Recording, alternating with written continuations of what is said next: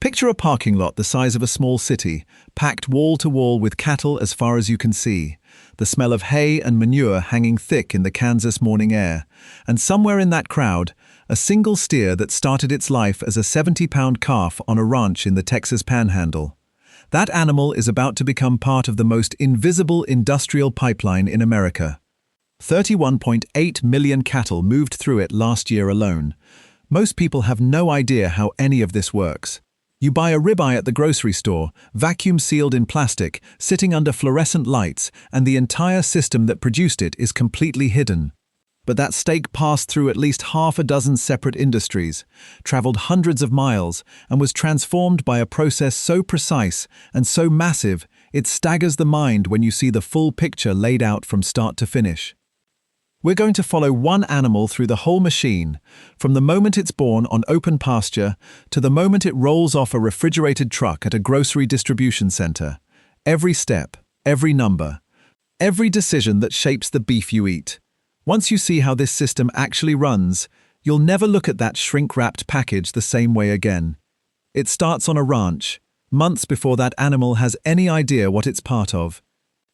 A calf is born sometime in the early spring, usually between February and April, on a cow-calf ranch somewhere in the American West. It hits the ground weighing somewhere between 60 and 100 pounds, and within an hour it's on its feet, nursing from its mother. The ranch might be in the Texas Panhandle, the sandhills of Nebraska, the high plains of Colorado, or the rolling grasslands of Oklahoma. These are working ranches, some of them spanning thousands of acres, and the entire business model is built around one thing: producing calves. The genetics behind that calf are not left to chance. Angus bloodlines dominate the American beef herd, prized for calving ease and the marbling that later drives up Oosda grade. Hereford genetics contribute hardiness and efficient grazing in rougher country. Charolais and Simmental are common crossbreeding partners, added for growth rate and muscling. Along the Gulf Coast and into the southeast, Brahman-influenced breeds like Brangus tolerate heat and humidity that would stress a straight Angus animal. Most commercial calves are crossbred rather than purebred because ranchers are chasing a specific combination: a cow that breeds back easily and a calf that grows fast and grades well. The bull that sired this particular calf was likely selected using expected progeny differences, data-driven predictions of exactly these traits, generated from decades of performance records across the breed. Right now, this still looks like a small, gentle operation. One mother, one calf, a few hundred acres of open ground. That's about to change fast. The mother cow grazes on pasture through the spring and summer. The calf stays with her, nursing and starting to graze alongside her within a few weeks. By the time fall comes around, that calf is somewhere between 450 and 700 pounds, and it's been on grass its entire life. From the outside, this phase looks almost exactly like what most people picture when they think of beef cattle. Open land, green grass, a calf following its mother across a wide, flat field. Around month 6 to 10, the pastoral picture ends. The rancher weans the calves from their mothers. The herd gets sorted. Bull calves not selected for breeding are castrated and become steers. About 1/3 of the heifer calves stay on the ranch as replacement cows for the breeding herd. The rest, the majority of both steers and heifers, are separated out and moved to a new phase. This is the moment the industrial pipeline picks them up. The calves don't go straight to a feedlot from here. They enter a middle phase that almost nobody outside the industry talks about. After weaning, a large portion of calves go through what the industry calls a stocker or backgrounder phase. These calves, now around 450 to 600 pounds, are moved to operations where they continue grazing on pasture or rangeland for another 3 to 6 months, growing steadily towards 700 to 900 pounds on grass alone. The goal is simple: add weight cheaply, using land and forage rather than expensive grain. During this phase, the calves receive mineral supplements and basic veterinary care, but the primary input is grass. It's an efficient way to grow an animal that isn't quite ready for the grain finishing phase yet. Stocker operations are scattered across the country, often in regions with good pasture that aren't close to the feedlot belt. Eastern Oklahoma, the Flint Hills of Kansas, the Appalachian foothills in Kentucky and Tennessee. Calves are grazed, grown, and then sold again. That growth phase leads directly into one of the most important and least visible parts of the whole system, the livestock auction, where the same animal can change hands 2 or 3 separate times before it ever sees the inside of a feedlot.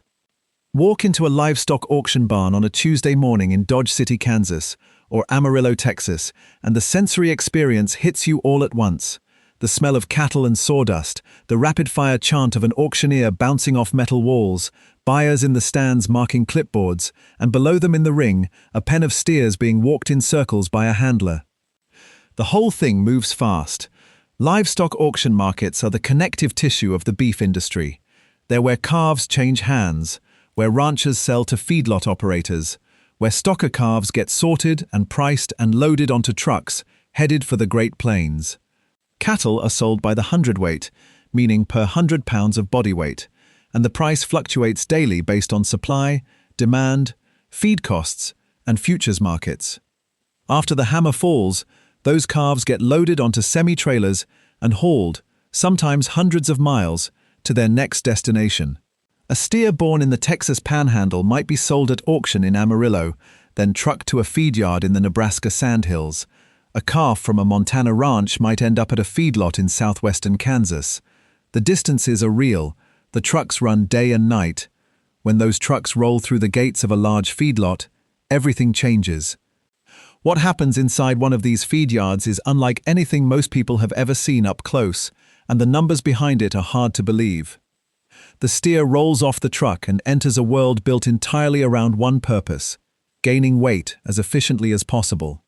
A large commercial feedlot in the Texas Panhandle or western Kansas might hold 50,000, 80,000, even 100,000 cattle at one time. The pens stretch out in long rows across flat, dry ground, each one holding 100 to 150 animals. Feed trucks run the alleys between pens on a precise schedule, depositing carefully formulated rations into concrete bunks. It functions less like a farm and more like a feed conversion facility, engineered around a single output, weight gain per day, at the lowest possible cost. Intake includes deworming, dehorning if needed, vaccination against respiratory disease, and a growth-promoting implant, a small hormone-releasing pellet under the skin of the ear that improves feed efficiency. Then it's assigned to a pen with similarly sized cattle, and the feeding begins. The diet is nothing like pasture grass. Feedlot rations run 70 to 90% grain and protein concentrates, dominated by corn and supplemented with sorghum or barley, along with distiller's grains, protein meal, vitamins and minerals. The steer's rumen has to adapt gradually over 2 to 3 weeks as nutritionists step the ration up in phases: starter, grower, then a high-energy finisher, over the first month.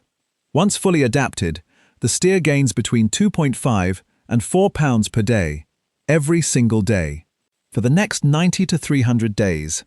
That daily gain is measured constantly against how much feed it costs to produce it, a ratio the industry calls feed conversion.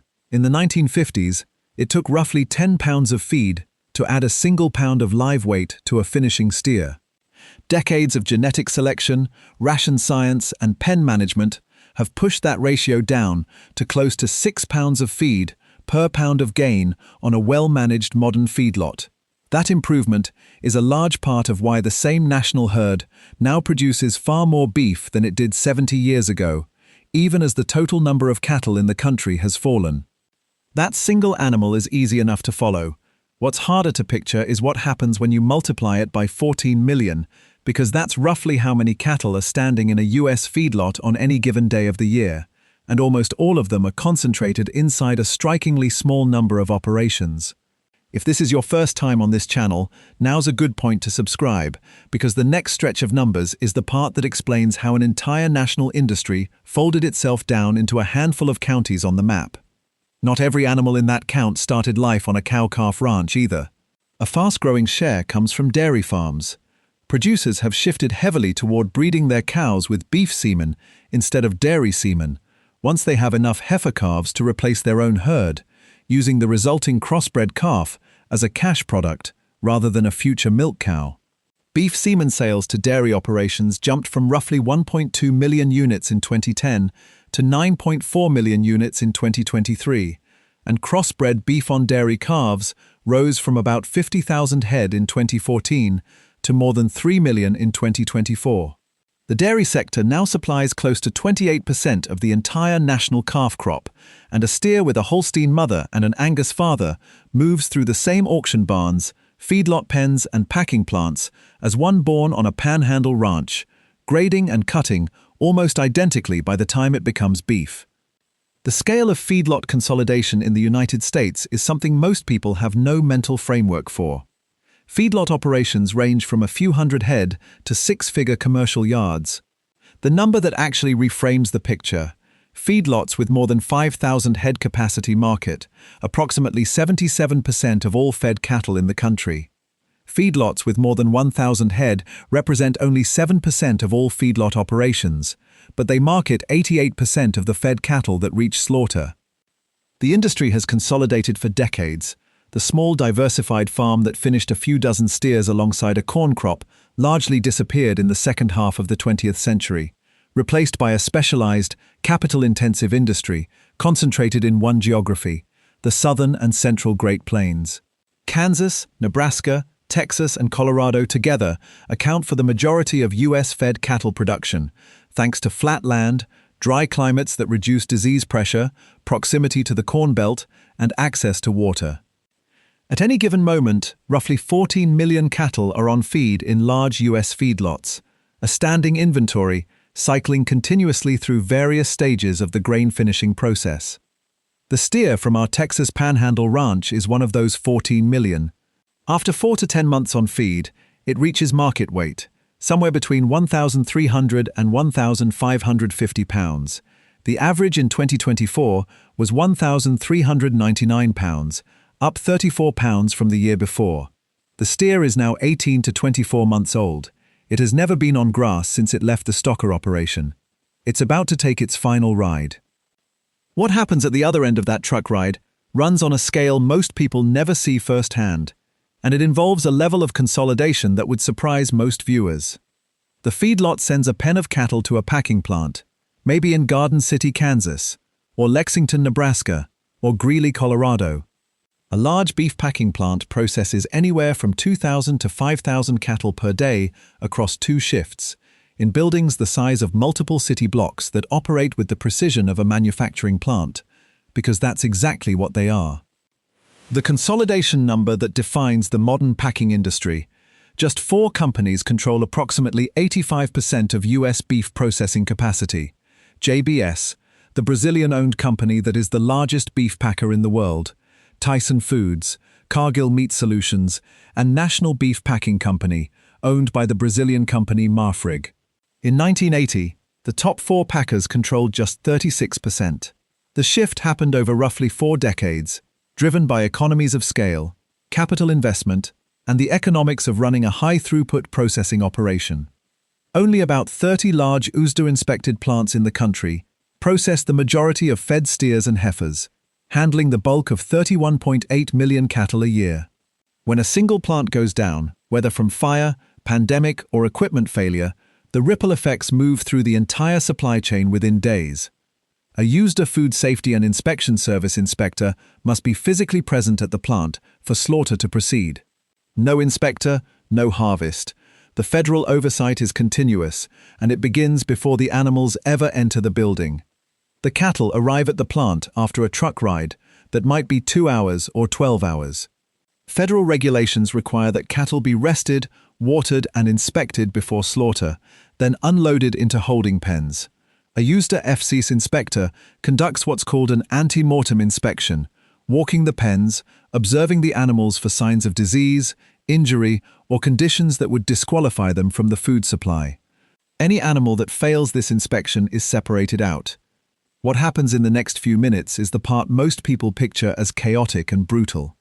It is neither, and the reason traces back to a single researcher's work decades ago. The design of the handling facilities at a modern packing plant owes a significant debt to Dr. Temple Grandin, an animal scientist at Colorado State University who spent decades studying cattle behavior and redesigning the systems that move them through the pre-slaughter process. Her research showed cattle move more calmly through curved single-file chutes than straight ones, since they can't see what's ahead, designs that reduced stress and bruising, improved meat quality, and are now standard at most major US plants. Calm cattle produce better beef. Stress hormones released in the final minutes before slaughter affect the muscle's chemistry, which affects color, texture, and shelf life. The handling system exists for welfare and product in equal measure. The steer moves through the curved chute in single file, following the animal in front of it, and enters the harvest line. The harvest line in a large beef plant runs at a pace that's difficult to comprehend until you see it. Cattle move through at rates of 300 to 400 per hour in the largest facilities. Every step is assigned to a specific worker, and the line keeps moving. The first step is stunning. A trained operator uses a captive bolt device, a pneumatically powered tool that drives a steel bolt into the animal's skull, rendering it instantly unconscious. The animal collapses, is shackled by the rear leg, and hoisted onto the overhead rail system that carries the carcass through the rest of the process. Within seconds, the animal is bled by a cut to the major blood vessels in the neck. Then the dressing process begins. Workers remove the head and feet, and a mechanical hide puller strips the hide in under a minute. The carcass is eviscerated, and the liver, heart, and tongue are inspected separately, entering the food supply as variety meats if they pass. The carcass is split down the backbone into two halves using a bandsaw, and each half, called a side, is washed with a series of interventions designed to reduce microbial contamination. Hot water, steam pasteurization, organic acid rinses. These food safety steps are federally mandated and closely monitored. A USDA inspector examines every single carcass after slaughter. Every one. This post-mortem inspection looks for signs of disease, contamination, or conditions that would disqualify the meat. Carcasses that pass move forward, and those that don't are condemned and removed from the food supply. After inspection, the carcass goes to grading. USDA grading is conducted by the Agricultural Marketing Service, a separate USDA agency from the food safety inspectors. Graders evaluate the carcass for quality and yield. Quality grades, the ones you see on beef labels in the grocery store, are prime, choice, and select. The grade is determined primarily by the degree of marbling, the intramuscular fat visible in the ribeye muscle when the carcass is cut between the 12th and 13th ribs. More marbling means higher grade. Prime is the top tier, representing roughly 8 to 10% of graded beef. Choice is the largest category by volume. Select is leaner, with less marbling. Most large plants no longer rely on a grader's eye alone. Camera grading systems now scan the ribeye cross-section using digital imaging and machine learning models, generating a marbling score in seconds, though a human USDA grader still certifies the official result. Yield grade, which gets less attention but matters enormously to the industry, predicts how much usable meat comes off the carcass. A yield grade 1 carcass carries more lean meat relative to fat and bone than a yield grade 5, and feedlot operators watch it closely, since it directly affects what the packer pays. After grading, the carcass halves move into the cooler. The chilling phase is one of the most important steps in the entire process, and it's one that consumers almost never think about.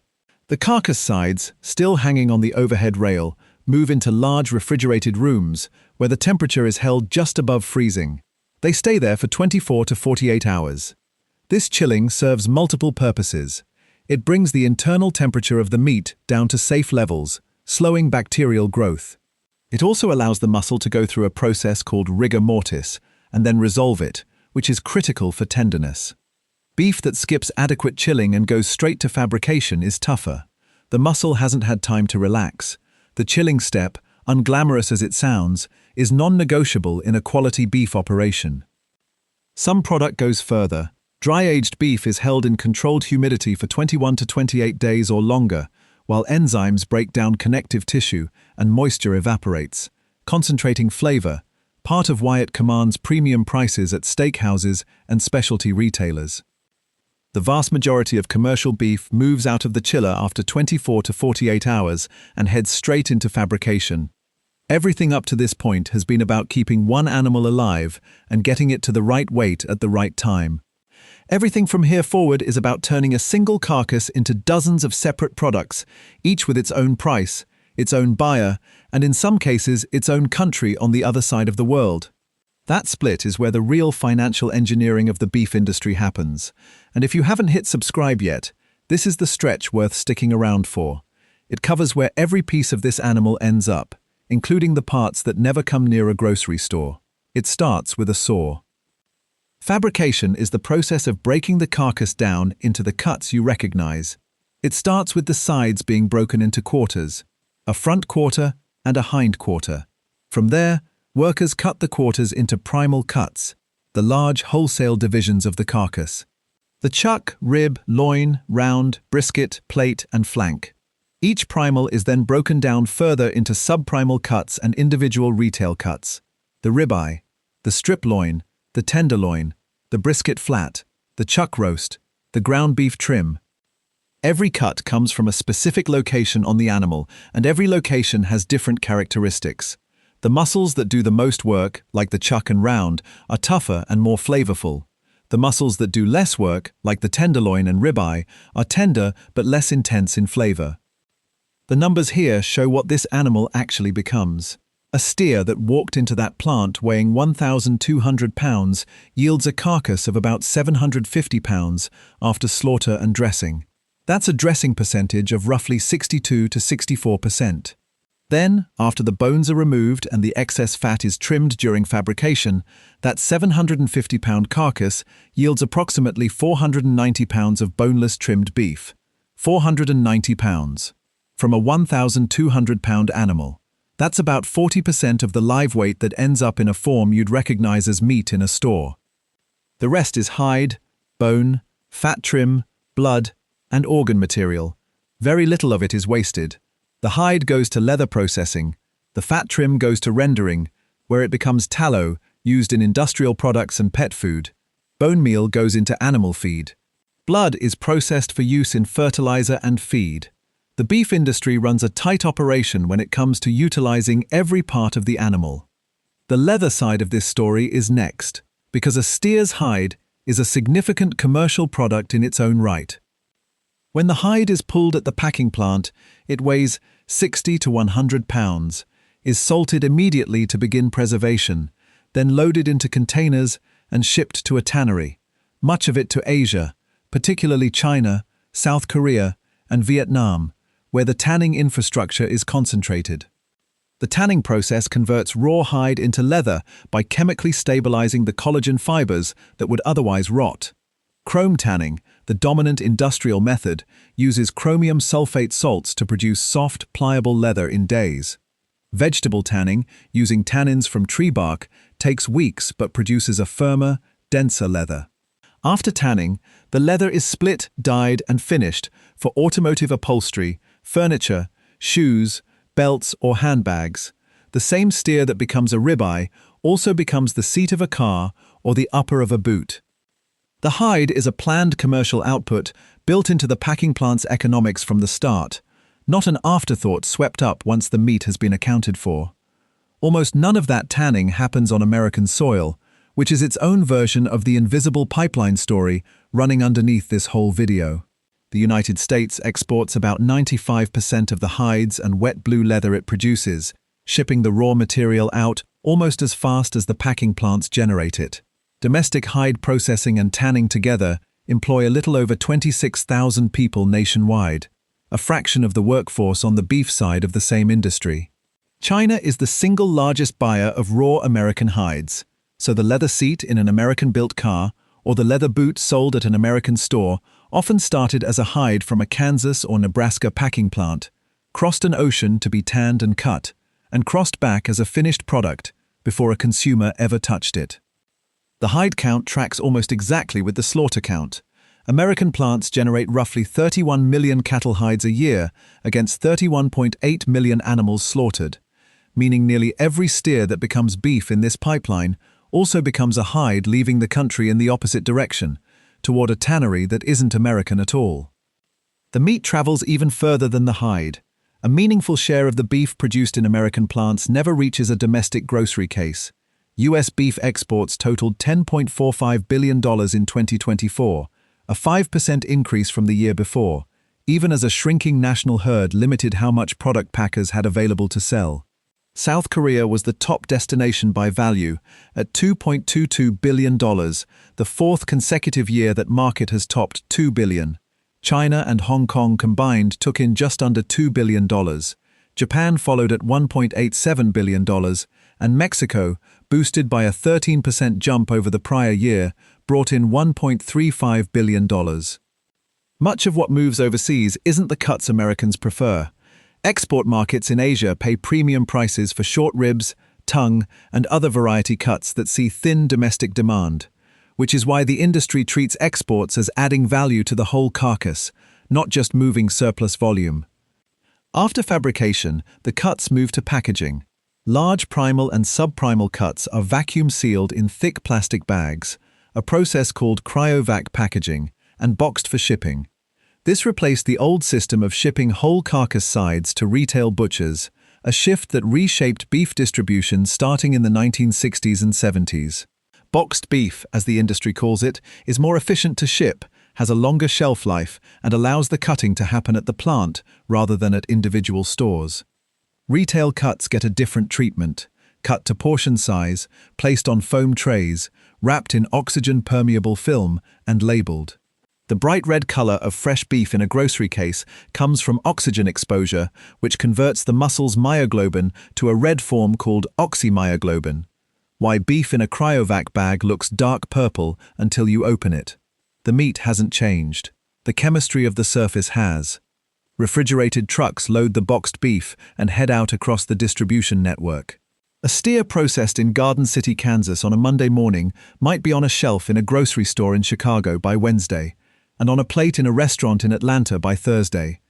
Every number up to this point has described one animal. The next few describe all 31 million of them at once.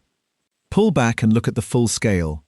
The United States slaughtered 31.8 million cattle in 2024, actually down 3% from 2023, reflecting a tightening supply after drought conditions reduced breeding herds in key ranching states over the prior few years. Even so, 31.8 million animals move through a pipeline running 365 days a year, across thousands of ranches, hundreds of auction markets, and roughly 30 major packing plants. The beef industry contributed $212 billion to the U.S. economy in 2023 and employs more than 1.4 million people directly. Ranchers, feedlot workers, auction employees, truck drivers, plant workers, and distribution staff. Cattle production in 2024 represented about 22% of total cash receipts for all U.S. agricultural commodities, making beef the single largest category in American agriculture. Americans eat about 52 pounds of beef per person per year, a figure that's stayed remarkably stable for decades, even as plant-based alternatives have grown.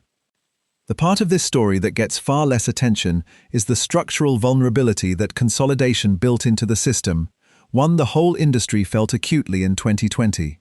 A COVID-19 outbreak shut down the Tyson Foods plant in Waterloo, Iowa, in April of that year, a single facility that processed roughly 3.9% of U.S. pork capacity, with similar disruptions hitting beef plants in Greeley, Colorado, and Colfax, Washington.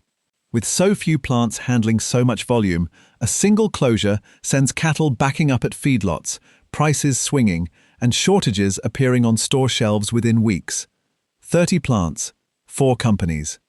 85% of the beef on the country's grocery shelves running through that smaller number of doors, a scale of concentration that most consumers encountered directly for the first time in the spring of 2020. One more figure completes the timeline. Raising a beef animal on grass alone, from birth to slaughter weight, takes 26 to 28 months. Add the grain finishing phase in a feedlot, and the total time drops to 14 to 18 months. That compression is why feedlots exist. Time is money in a capital-intensive business, and the feedlot is essentially a machine for converting time and grain into market weight as fast as the biology allows.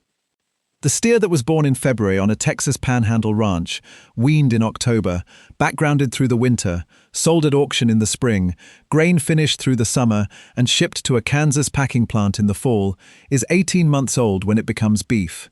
The 490 pounds of boneless trimmed beef it yields will be distributed across dozens of products, from prime ribeyes in a high-end steakhouse to ground beef in a fast food patty to beef trim in a frozen meal. The rancher who owned its mother will never see where it ended up. The feedlot operator who finished it won't either. The packing plant worker who processed it certainly won't. No single person needs to see the whole thing for the system to work. It runs on contracts and futures prices and trucking schedules and USDA inspection records, and it produces the most consumed beef supply on Earth, 31.8 million cattle last year. The same pipeline, running every single day, invisible to almost everyone who eats from it. If you found this breakdown useful, subscribe so you don't miss what's coming next. Give this video a like and drop a comment below telling us what part of this process surprised you the most.